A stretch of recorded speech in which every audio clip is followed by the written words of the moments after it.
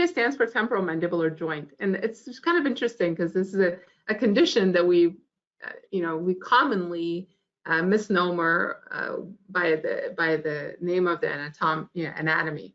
But the actual name of the disorder is temporomandibular joint disease or disorder. So TMJD or TMDD, what some people would refer to. And this is also another common, consult that I get from primary care doctors' offices for their patients who are suffering from pain, headaches, sinus pain, facial pain. And a lot of times facial pain is, chalked up to sinus disease. But they come in and I look at their sinuses and everything looks great. Nose looks great. They don't have any mucus. They don't have any sneezing. They don't have any cough. And but they have pain. We may even do a CAT scan, or they may have had a CAT scan already, and that looks normal. Their sinuses look crystal clear.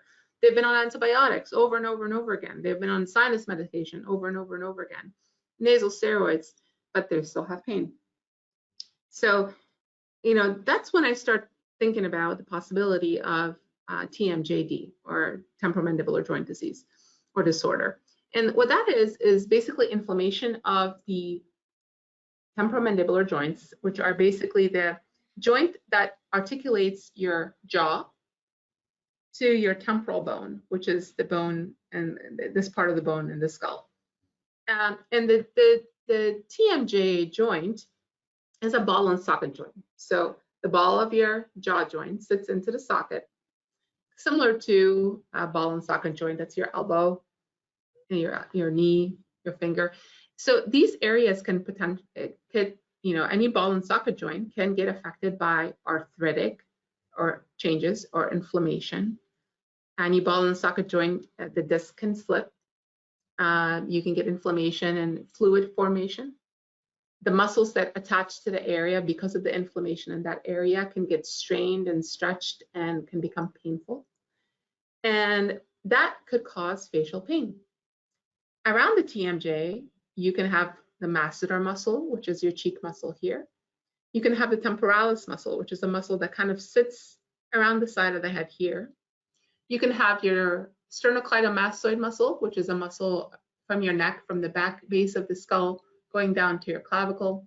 And then there's some other muscles here that goes deeper underneath your tongue and actually can interfere, they're usually used for swallowing, but it can lead to even some pain with swallowing if they're inflamed. So you can have a person coming in with facial pain due to TMJ, and most commonly, the risk factors for TMJ are clenching. So it's people who are super stressed and strained, and clenching can, be a side effect of cervical spine stability, damage, and that strain and sitting on the computer hunched up like this, like we do for long periods of time, or grinding your teeth. And there's people who grind their teeth without even knowing it at nighttime. A lot of times our dentist colleagues will identify those people and offer, wearing a bite guard or something like that to keep them from grinding. And that usually helps with decreasing inflammation because it takes away the grinding and then takes away the strain. There's also a group of people, especially in the elderly population, with aging, as you have had more issues with your teeth, if you've had dental extractions, if you have dentures that you wear or partials that you wear that don't fit well, that could lead to misalignment or imbalance of the jaw, which could then lead to temporomandibular joint disease and arthritis. Along with arthritis, it just comes with normal aging. And that could lead to TMJ pain and facial pain. So there's definitely a lot of this TMJ pain that could be misconstrued as sinus pain, and the treatments are completely different.